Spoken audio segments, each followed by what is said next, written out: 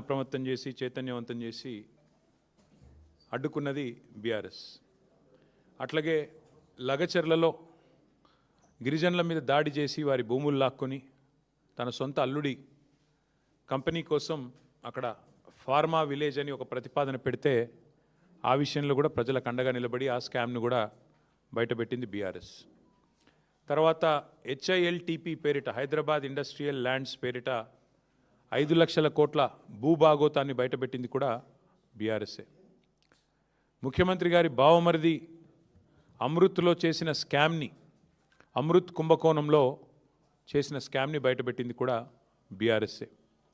అట్లాగే మొన్నీ మధ్యనే సింగరేణి బొగ్గు గనుల్లో ఏ రకంగా కాంగ్రెస్ ప్రభుత్వం కుంభకోణానికి పాల్పడ్డదో ఆధారాలతో సహా, బొగ్గు గనుల్లోనే కాదు సింగరేణి కంపెనీలో అటు బొగ్గు గనులు ఇటు సోలార్ టెండర్లు అన్నిట్లో కూడా ఏ రకమైన భారీ కుంభకోణానికి తెరలేపిందో అది కూడా బయటపెట్టింది బీఆర్ఎస్ఏ. మరి గత వారం 10 రోజులుగా ముఖ్యంగా జనవరి 22, 23 తర్వాత వరుసగా ఏకబిగిన మొదలు హరీష్ రావు గారిని, తర్వాత నన్ను, ఆ తర్వాత రాజ్యసభ మాజీ సభ్యులు సంతోష్ గారిని, తర్వాత మా అధినాయకుడు కేసీఆర్ గారిని వరుసగా విచారణకు పిలిపిస్తే మాకు అప్పుడేదో అనుమానం వచ్చింది. ఇదేదో డైవర్షన్ గేమ్ బాగానే సీరియస్గానే ఆడుతున్నారు, ఎందుకు ఆడుతున్నారు, ఇంత హడావుడిగా ఎందుకు చేస్తున్నారు అని చెప్పి మాకు డౌట్ వచ్చింది.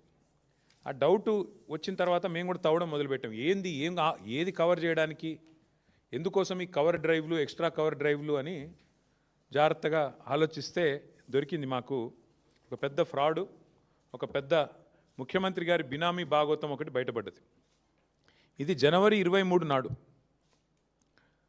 కేంద్ర ప్రభుత్వం అట్లాగే రాష్ట్ర ప్రభుత్వానికి సుప్రీంకోర్టు నోటీసులు ఇచ్చింది. KLSR అనే ఒక కంపెనీ, ఇన్ఫ్రాస్ట్రక్చర్ కంపెనీ, ఈ కంపెనీ ముఖ్యమంత్రి గారి బినామీ కంపెనీ. KLSR ఇన్ఫ్రా అనే కంపెనీ ముఖ్యమంత్రి గారి బినామీ కంపెనీ. నేనేదో ఊరికే అనట్లేదు, అది దానికి ఆధారాలతో సహా ఇప్పుడే మీకు చూపెడతాను. ఇప్పుడు నేను ఈ మాట చెప్పంగానే కొన్ని ఛానళ్ళు లైవ్ కట్ చేస్తాయి, అది కూడా నాకు తెలుసు, పర్వాలేదు. అయినప్పటికీ ఈ KLSR ఇన్ఫ్రా అనే కంపెనీ ఏదైతే ఉందో దాని భాగోతం బయటపడి సుప్రీంకోర్టు నోటీసులు ఇచ్చింది కేంద్ర ప్రభుత్వానికి, రాష్ట్ర ప్రభుత్వానికి. వెంటనే మరి ఈ దివాలా తీసిన కంపెనీ ఏదైతే ఉందో 6,000 కోట్ల రూపాయల వర్కులు వీరికి దివాలా తీసిన సమయంలోనే, స్పష్టంగా నేను చదువుతాను, మీరు వినండి. ఏం రాశారంటే, centre and Telangana get supreme court notice for KLSR Infratech's insolvency fraud. The company allegedly secured government tenders worth approximately rupees 6,000 crore during the insolvency period without the authorization of interim resolution professional. IP professional ఇది లేకుండా, అనుమతి లేకుండా 6,000 కోట్ల టెండర్లు తెచ్చుకున్నారు వీళ్ళు. మరి ఎక్కడికి వచ్చినాయి ఈ ప్రాజెక్టులను మాకు కూడా అనుమానం వచ్చింది. ఎక్కడొచ్చినాయి ఆ ప్రాజెక్టులు అంటే మొత్తం తెలంగాణ. ముఖ్యమంత్రి గారి బినామీ కంపెనీ ఎందుకన్నాను అది కూడా చెప్తాను. ఇగో ఎక్కడెక్కడ వచ్చినాయి మీకు వరుసగా చదువుతాను, ఏమేమి వచ్చినాయి కూడా మీకు చెప్తాను వరుసగా. ఇవన్నీ కూడా మీకు వివరంగా చెప్తాను, ఇవన్నీ కూడా ఆధారాలతో సహా మీ ముందు పెడతాను. ఇవాళ వాస్తవం ఏంటి అంటే, రేవంత్ రెడ్డి గారు చీఫ్ మినిస్టర్ కాదు, ఆయన బినామీ చీఫ్ మినిస్టర్ అని అందరికీ తెలుసు. ఎందుకంటే ఆయన వేరే వాళ్ళ కోసం ఇక్కడ ఆయన ఏదో అట్లా చూడడానికి అట్లా ఆయన ముంగటుంటాడు, కానీ వెనకాల ఆయన నడిపించే వాళ్ళు వేరే వాళ్ళు ఉన్నారు, అది అందరికీ తెలుసు. ఇవాళ ఆయన బినామీ చీఫ్ మినిస్టరే కాదు, బినామీ మాస్టర్ అని చెప్పి కూడా ప్రూవ్ చేసే భాగోతం ఇది. గత 2 ఏళ్లుగా అదేవిధంగా గతంలో కూడా బ్లాక్మెయిల్ చేసి సంపాదించిన డబ్బులు, అప్పనంగా ఈయన అడ్డంగా సంపాదించిన డబ్బును ఈ బినామీ కంపెనీలోకి దొడ్డిదారిన మళ్లిస్తూ ఉన్నాడు. సీఎం సీట్లో కూర్చుని ఇవాళ తన బినామీ కంపెనీకి 1,000 కోట్ల ప్రాజెక్టులు, ఇప్పుడే నేను చెప్పిన ప్రాజెక్టుల పేర్లు కూడా నేను చదువుతాను. ఎక్కడెక్కడ ఇచ్చారా ఆ ప్రాజెక్టులు అంటే మీరు గమనిస్తే, కొడంగల్ లిఫ్ట్ ఇరిగేషన్ మీకు చదివి వినిపిస్తాను, మొత్తం వినిపిస్తాను, మీరు వినండి, కొద్దిగా సావధానంగా వినండి. ఇది ఎట్లా బినామీ కంపెనీ అని మీరు అడగొచ్చు. ఇగో ఇది 2018 సెప్టెంబర్ 27 నాడు రేవంత్ రెడ్డి గారి మీద, ఆయన బంధువుల మీద, ఆయన దగ్గరి వారి మీద ఐటీ రైడ్స్ జరిగినాయి.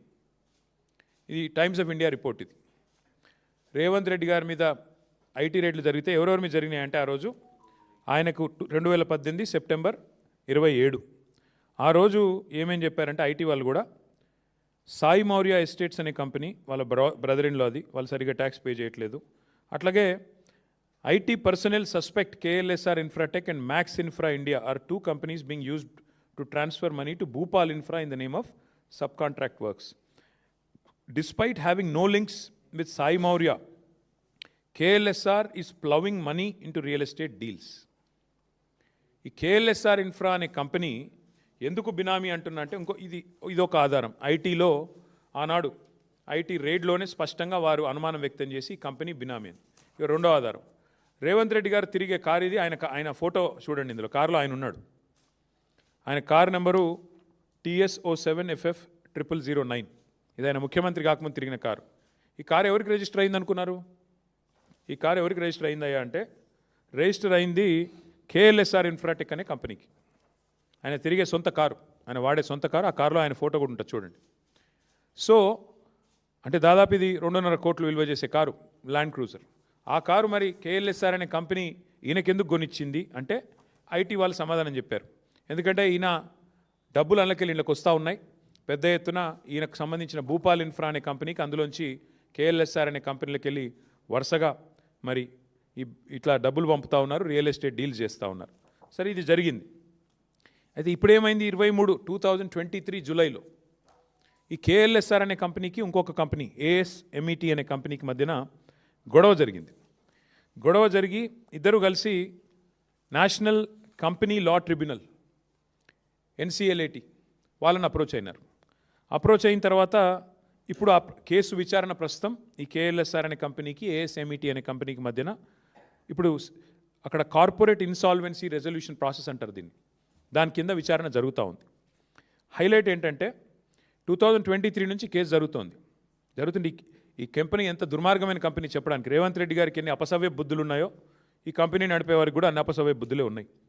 2025 ఆగస్టు 13 అంటే పోయిన సంవత్సరం ఆగస్టు 13 నాడు జస్టిస్ శరద్ కుమార్ గారు NCLAT జడ్జి ఎవరైతే ఈ డిస్ప్యూట్ని ఈ కేఎల్ఎస్ఆర్ అనే కంపెనీ ఇంకో కంపెనీ మధ్యన గొడవని చూస్తున్నారో ఆయన ఏమన్నాడు, నాకు ఫోన్లో మెసేజ్ వచ్చింది.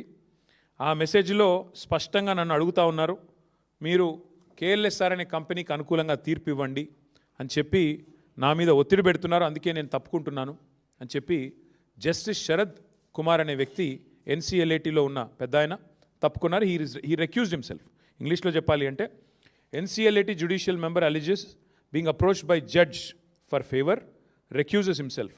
ఒక జడ్జి గారు, ఆ మెసేజ్ ఎవరో ఆషామాషి వ్యక్తులు పంపలేదు, ఒక జడ్జి గారు పంపారు.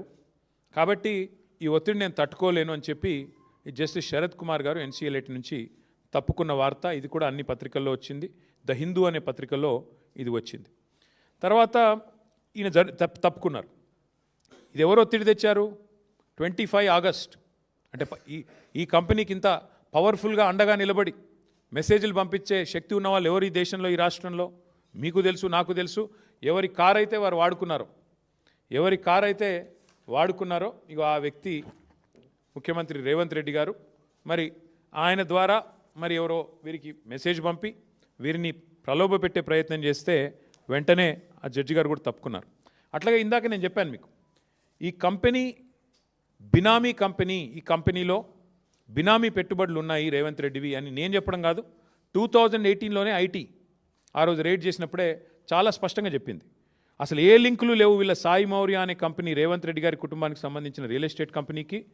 మరి లేకపోయినప్పటికీ రియల్ ఎస్టేట్ డీల్స్లోకి ఈ కంపెనీ ఎందుకు డబ్బులు పెడుతోంది అంటే కేఎల్ఎస్ఆర్ అనే కంపెనీ ద్వారా సాయి మౌర్య అనే కంపెనీలోకి డబ్బులు పంపి దాని నుంచి భూములు కొని దానిలో లాభాలు ఆర్జించే పని భూపాల్ ఇన్ఫ్రా అనే కంపెనీ. సాయి మౌర్య భూపాల్ అంటే అది కూడా రేవంత్ రెడ్డి గారి కుటుంబీకులకు సంబంధించిన కంపెనీ. దానికి కేఎల్ఎస్ఆర్ఏ మెయిన్ సూత్రధారి, కేంద్ర బిందువు. అట్లాగే ఇక్కడ ఇంకొక విషయం, 2018లో ఎన్ఫోర్స్మెంట్ డైరెక్టరేట్ ఈడీ వాళ్ళు కూడా వీళ్ళ మీద రేడ్ చేశారు. ఆ రోజు రేడ్ చేసినప్పుడు ఇప్పుడే నేను చదివాను, ఈడీ ఐటీ రేడ్ చేస్తే ఆ రోజే ఈ వార్త కూడా వచ్చింది, ఈ కంపెనీ బినామీ రేవంత్ రెడ్డి గారికి అని అనుమానాలు వ్యక్తమవుతున్నాయి అని చెప్పి వార్తలు వచ్చినాయి. ఈ అనుమానం వ్యక్తం చేయడానికి ఇప్పుడే నేను చెప్పాను, ల్యాండ్ క్రూజర్ వెహికల్ ఏదైతే రేవంత్ రెడ్డి గారు బాహాటంగా తిరిగేటాడో అది కంపెనీ కొనిచ్చిందే. అట్లాగే ఈ మధ్యనేదో దొంగతనం బయటపడే వరకు మార్చినట్టున్నారు. ఇంకా విచిత్రం ఏంటంటే ఇక రేవంత్ రెడ్డి గారు ముఖ్యమంత్రి కాగానే వీళ్ళకి రెక్కలు వచ్చినాయి. బినామీ అని చెప్పడానికి ఎందుకు చెప్తున్నా అంటే రేవంత్ ముఖ్యమంత్రి కాగానే ఇక వాళ్ళ ప్రాజెక్టులు వాళ్ళ కంపెనీ వెబ్సైట్ నుంచి తీసుకున్నాం. ఏమంటారు వీళ్ళు, మాకు ఈ మధ్య కాలంలోనే పెద్ద ఎత్తున 6,000 కోట్ల ప్రాజెక్టులు వచ్చినాయి, అమృత్ స్కీమ్ వచ్చింది, జల్ జీవన్ మిషన్ వచ్చింది, యంగ్ ఇండియా రెసిడెన్షియల్ స్కూల్స్ మొత్తం కలిపి 6,000 కోట్ల రూపాయల వర్క్స్ మాకు వచ్చినాయని చెప్పి, యంగ్ ఇండియా అంటే మన ప్రభుత్వం తీసుకున్న స్కీము, జల్ జీవన్ ముఖ్యమంత్రి గారి కింద అమృత్ స్కీమ్ ఉంది, అన్నిట్లో కూడా 6,000 కోట్ల వర్కులు. నేను చదువుతాను ఎక్కడెక్కడ వచ్చినాయో కూడా చెప్తాను మీకు. ప్రశ్న ఏమంటే ఇక్కడ చూడండి మీరు, మెదక్లో R&Bలో వర్క్ ఇదంతా, ఇది ఎంతమ్మా క్వాంటమ్, ఇది దాదాపు 116 కోట్లు. ఇక్కడ ఒకటి, తర్వాత మీరు గమనిస్తే ఇది మెదక్లోనే ఇంకొకటి, improvements to Shad Nagar Parigi road, ఇదొక 135 కోట్లు. తర్వాత construction of lift irrigation scheme, ఇది ఎక్కడ, మోతే సూర్యాపేట, ఇది 1910 కోట్లు KLSR ఇన్ఫ్రాటెక్. తర్వాత Rajiv Gandhi lift irrigation scheme, ఇది ఎక్కడ, గణపవరం కోదాడ, ఇది కూడా మరి ఇది కూడా 320 కోట్లు. ఇంకొకటి establishment of new college of veterinary science in Kodangal, ముఖ్యమంత్రి గారి బినామీ కంపెనీ కొడంగల్లో రావాలి కదా, రాకపోతే ఎట్లా, ఇక 145 కోట్లు కొడంగల్. ఆ తర్వాత ఇంకొకటి HMWS ముఖ్యమంత్రి గారి డిపార్ట్మెంటు, మిషన్ భగీరథలో KLSRకి 168 కోట్ల వర్కులు మళ్ళీ. అంటే ఈ రకంగా మొత్తం అమృత్లో, యంగ్ ఇండియాలో, రోడ్లల్లో, జల్ జీవన్లో రకరకాలుగా 6,000 కోట్ల వర్కులు ఇక్కడ ఇచ్చారు. ఎవరికి, ఈ KLSR అనే కంపెనీ. అయితే ఇక్కడ ఇష్యూ ఏంటి అంటే, ఈ కంపెనీ 2029 నుంచే దివాలా తీసింది, ఆ ప్రొసీడింగ్ స్టార్ట్ అయిందని ఇప్పుడే నేను చెప్పాను మీకు. 2023లోనే జూలై 23లోనే వీళ్ళు, అంతకంటే ముందు ఇచ్చింటే అర్థం ఉంది, 2023 కంటే ముందు ఇచ్చింటే అర్థం ఉంది. కానీ వీళ్ళు 2023 నుంచి దివాలా తీసి ఇన్సాల్వెన్సీ పిటిషన్ నడుస్తుంది. దివాలా తీసిన కంపెనీ, దివాలా కేసు 23 జూలై నుంచి విచారణలో ఉంటే, సిబ్బంది వేతనాలకు డబ్బులు లేవు ఈ కంపెనీ దగ్గర. KLSR అనే కంపెనీకి తమ ఎంప్లాయీస్కి జీతాలు ఇవ్వడానికి డబ్బులు లేక 15 లక్షల రూపాయలు అప్పు తీసుకున్నారు బ్యాంక్ నుంచి. కావాలంటే ఆ వివరాలు కూడా మీ ముందు పెడతాను. అలాంటి కంపెనీకి ఇవాళ సడన్గా, ఇది వాళ్ళదే వెబ్సైట్, 6,000 కోట్ల వర్కులు దివాలా తీసి ఎంప్లాయీస్ జీతాలు ఇవ్వడానికి లేని కంపెనీకి 6,000 కోట్ల వర్కులు వచ్చినాయి అంటే, తెలంగాణలో వరద వారుతోందంటే ఏ రకంగా మరి ఈ కంపెనీకి వస్తూ ఉన్నాయి మనం ఆలోచించాల్సిన అవసరం ఉంది.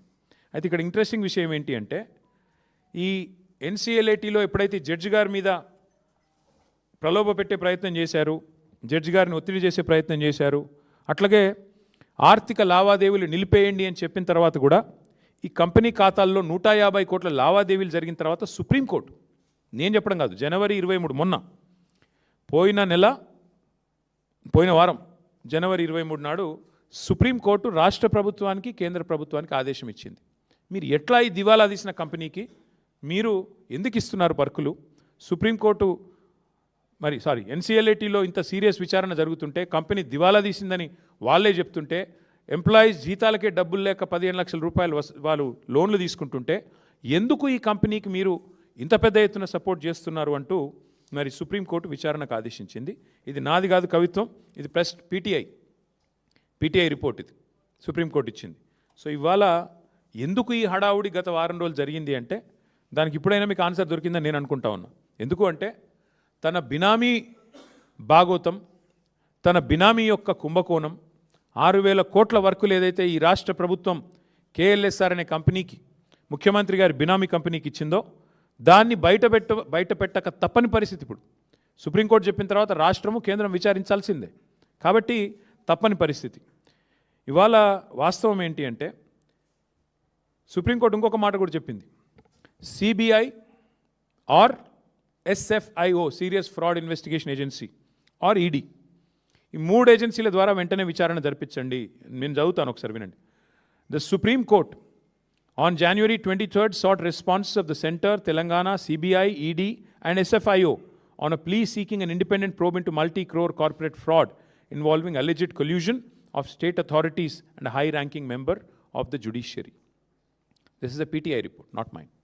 So point ఏంటంటే, ఈ ఫ్రాడును, ఈ బినామీ భాగోతాన్ని దాచడానికే గత వారం 10 రోజులు నానా తంటాలు పడి, పాపం మిమ్మల్ని ఇబ్బంది పెట్టి, మీరు రోడ్ల మీదకి వచ్చి, మా నాయకులు, మా కార్యకర్తలు ఇబ్బంది పడి, ఏం జరిగిందయ్యా ఇందులో అంటే, ఇగో అసలు విషయం, ఈ దొంగని, ఆ కుర్చీలో కూర్చున్న దొంగని ఇద్దరు పరస్పరం తమ బినామీ భాగోతం బయటికి రాకుండా ఉండడం కోసమే దావోస్ నుంచి ఆదేశాలు ఇచ్చి మరి ఈ డ్రామా నడిపారు.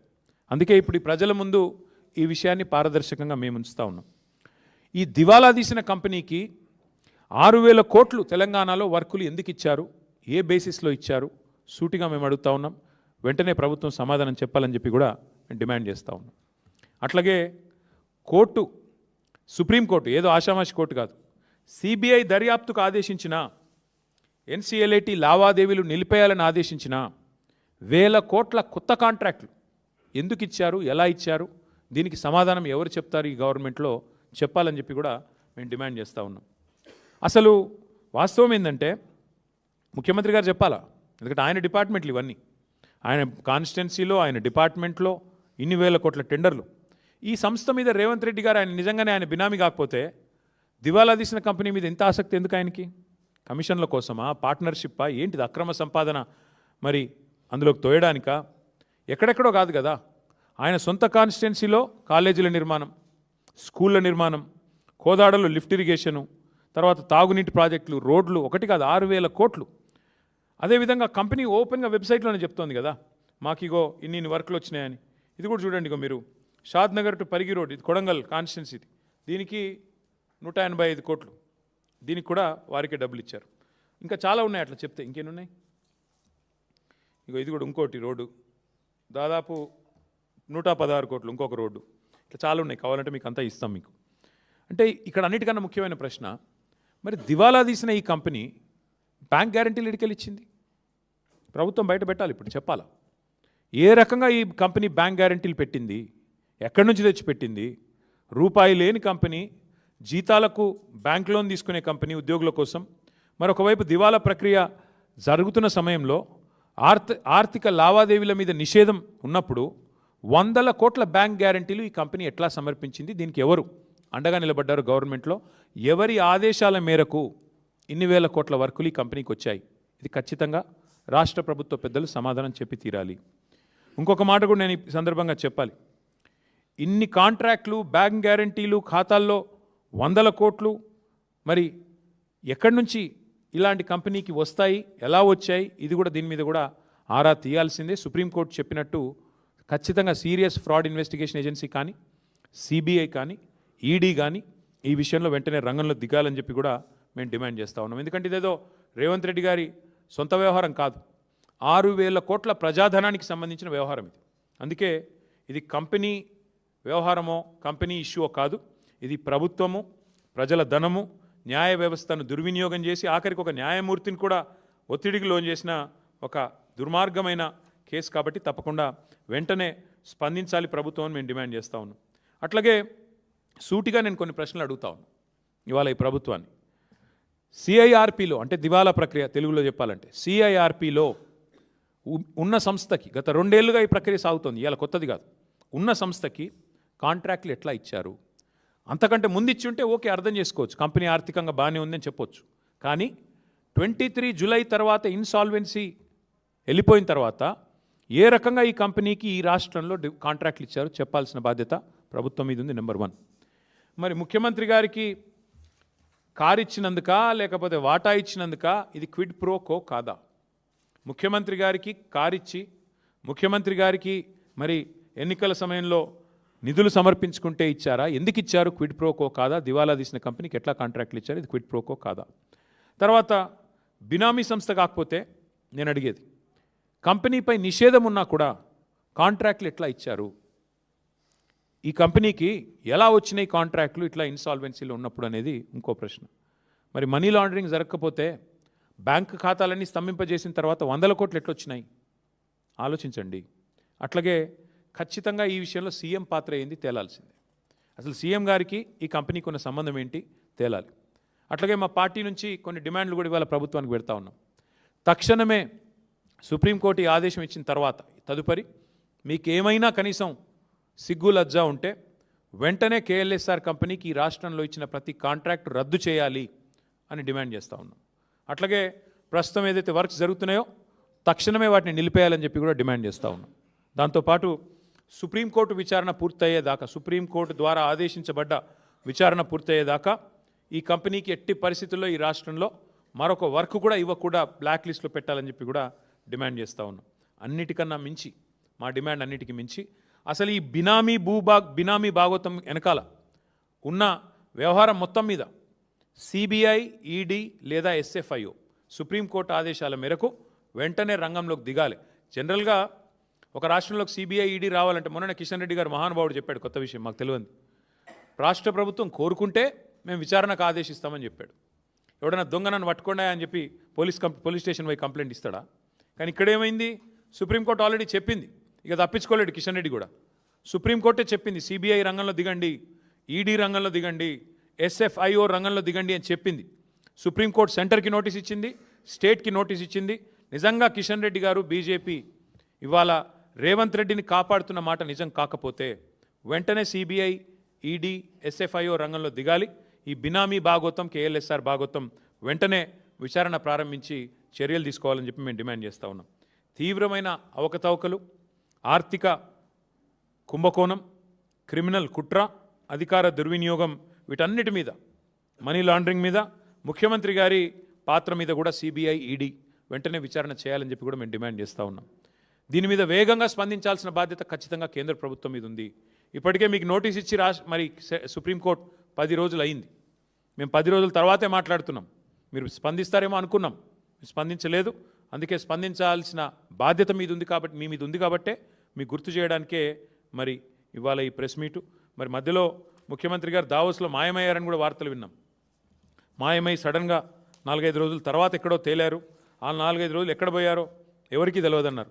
మరి ఇట్లాంటి రహస్య కార్యకలాపాలు చక్కబెట్టడానికా, మరి తమ బినామీ సంస్థలతో మరి భాగోతాలు చేయడానికా, దేనికి పోయారో వారు చెప్పాలా? ఈ డబ్బులు గతంలో మీరు గుర్తుండాలి, మీకు ఉత్తమ్ కుమార్ రెడ్డి పీసీసీ ప్రెసిడెంట్గా ఉన్నప్పుడు, రేవంత్ రెడ్డి పీసీసీ ప్రెసిడెంట్గా ఉన్నప్పుడు ఇలాంటి చాలా ఆరోపణలు చేశారు. ఆధారాలు లేకుండా నోటికి ఎంత వస్తే అంత మాట్లాడినారు. కానీ ఇవాళ మేము ఆధారాలతో సహా మాట్లాడుతున్నాం. ఆధారాలతో సహా పూర్తి స్థాయి బాధ్యత గల ప్రతిపక్షంగా మాట్లాడుతున్నాం. ఈ కుంభకోణం మీద వెంటనే, కేఎల్ఎస్ఆర్ కుంభకోణం మీద వెంటనే కేంద్ర ప్రభుత్వం స్పందించాలి. సిబిఐ, ఈడీ, ఎస్ఎఫ్ఐఓ 3 రంగంలో దిగాలి. సుప్రీంకోర్టు ఇచ్చిన ఈ ఆదేశాన్ని వెంటనే అమలు చేయాలి. కేఎల్ఎస్ఆర్కి ఇచ్చిన ప్రతి ప్రాజెక్టు రద్దు చేయాలి.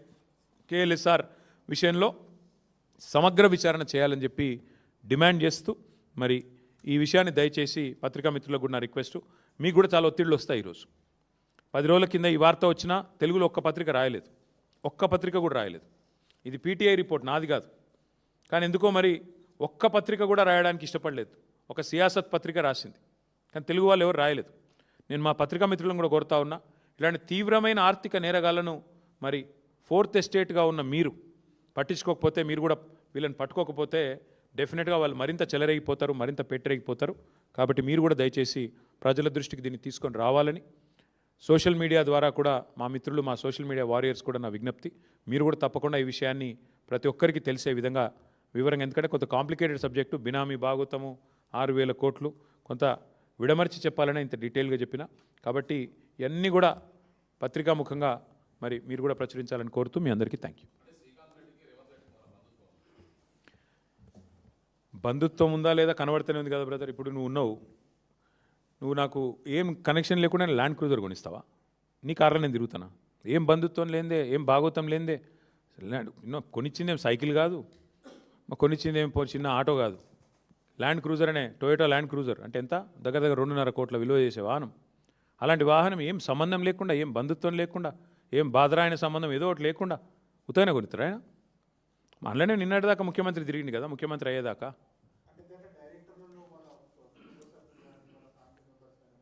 ఆయన పేరు శ్రీధర్ రెడ్డో శ్రీకాంత్ రెడ్డో నాకు తెలియదు. అయితే ఇక్కడ వాస్తవం ఏంటంటే 2018 నేను చెప్పడం కాదు, ఇది 2018లో this is Times of India report. ఆయన సుధాకర్ రెడ్డి గారని senior journalist Times of India రాశారు ఈ రిపోర్ట్. ఏం రాసినారు అందులో? ఐటీ వాళ్ళు అప్పుడే సస్పెక్ట్ చేశారు ఇది బినామీ కంపెనీ అని. నేను చెప్తాను లేదు, ఇది ఐటీ ఈడీ రైడ్ అయింది రేవంత్ రెడ్డి మీద 2018 సెప్టెంబర్ 27. అందులో ఏం రాశారంటే స్పష్టంగా ఈ కేఎల్ఎస్ఆర్ అనే కంపెనీ నుంచి చాలా అడ్డగోలుగా పైసలు రేవంత్ రెడ్డి కుటుంబీకులకు సంబంధించిన భూపాల్ ఇన్ఫ్రా, సాయి మౌర్య ఎస్టేట్స్ అనే కంపెనీలోకి వచ్చినాయి.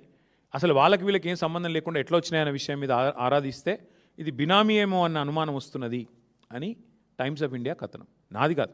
మరి ఇవన్నీ చూస్తుంటే ఏమనిపిస్తుంది మీకు? ఇటేమో రైడ్లో అక్కడికి వెళ్ళి ఇక్కడ డబ్బులు వచ్చినట్టు కనబడుతుంది. ముఖ్యమంత్రి స్వయంగా కార్లో తిరుగుతాడు. సడన్గా ముఖ్యమంత్రి ఈయన కాగానే మరి దివాలా తీసిన కంపెనీకి 6,000 కోట్ల వర్కులు వస్తాయి. ఏమనిపిస్తుంది మీకు? మళ్ళీ ఇంకా విచిత్రం ఏంటి, ఈ కంపెనీని ప్రోబ్ చేయండి అని చెప్పి సుప్రీంకోర్టు ఆదేశం ఇస్తే, జనవరి 23 నాడు ఆదేశం ఇస్తే మా మీద వెంటనే వరుసగా ధారావాహికంగా హరీష్ రావు గారిని, నన్ను, తర్వాత సంతోష్ని, తర్వాత కేసీఆర్ గారిని వరుసగా జనవరి 22 ఆదేశం సుప్రీంకోర్టు. వరుసగా అప్పటి నుంచి ఫోన్ ట్యాపింగ్లో అగ్రెసివ్గా విచారణ పేరిట డ్రామా. ఏమెత్తిపోయింది అర్జెంటుగా? 2 ఏళ్ళ నుంచి లేని హడావుడు ఇప్పుడు ఎందుకు? చూస్తే ఇదంతా జరిగింది. ఆఖరికి జడ్జిలను భయపెట్టే కాడికి వచ్చింది వీళ్ళ కథ. వీళ్ళెంత దుర్మార్గం అంటే, జడ్జిలని భయపెడితే ఆయన తప్పుకున్నాడు. ప్రలోభ పెడితే తప్పుకున్నాడు. భయపెట్టడం కాదు, ఒత్తిడి చేశారు, ప్రలోభ పెట్టారు, తప్పుకున్నాడు ఆయన కూడా ఆఖరికి. అంటే ఇంత దుర్మార్గంగా ఈరోజు ఈ రాష్ట్రంలో ముఖ్యమంత్రి గారు ఆయన బినామీల భాగోతం నడుస్తుంది. ఇంకోటి, ఇక అన్నీ నేనే చెప్తే మరి పరిశోధనాత్మకమైన జర్నలిస్టులు మీరేం చేస్తారు? మీరు కూడా కొంత తవ్వండి, తీయండి. ముఖ్యమంత్రి గారు బినామీ భాగోతం బయట పెట్టండి, పెట్టి మొత్తం ప్రజల ముందు పెట్టండి. ఇక అదొక కామెడీ సీరియల్ బ్రదర్, వదిలేదు. ఎందుకంటే అది కోర్టులో తెలుసుకుంటాము. మా తమ్ముడు ఈరోజు పొద్దున ఆల్రెడీ మాట్లాడిండు. ఈ స్వయంగా ఆ సంజయ్ అంటే ఆయనకు ముఖ్యమంత్రి కండువా కప్పిండు. ఇక ఆయన మరి ఆ సార్ పేరు గడ్డం ప్రసాద్ కాదు, గాంధారి ప్రసాద్ ఇప్పుడు ఆయన పేరుగా. కళ్ళ గంతలు కట్టుకున్నాడు సారు, మా స్పీకర్ సార్. ఆయన అంటే నాకు గౌరవం, నాకు మిత్రుడు. ఈరోజు కాదు, నాకు 20 ఏళ్ళ మిత్రుడు మా ప్రసాద్ అన్న. కానీ ఇక పాపం ముఖ్యమంత్రి గారి ఒత్తిడి, ముఖ్యమంత్రి గారి ప్రభావం, ఇక ఇంతకింత ఆఖరి జడ్జిలనే భయపెడుతుండే ముఖ్యమంత్రి. మా ప్రసాద్ అన్న పాపం ఏం చేస్తాడు? గాంధారి ప్రసాద్ అయిపోయింది పాపం. ఆయన కళ్ళకు గంతలు కట్టుకున్నాడు. స్పష్టంగా కండువా కప్పుతూ ముఖ్యమంత్రి గారే సంజయ్ కుమార్కి పిలిస్తే ఇక అది కనబడతలేదు అంటే నేను ఏం చేయాలి? ఎవరు ఏం చేయాలి? కోర్టుకు పోతాం, మళ్ళీ కోర్టుకు పోతాం, అందరు ఎమ్మెల్యేల మీద కోర్టుకు పోయి కొట్లాడతాం. Thank you.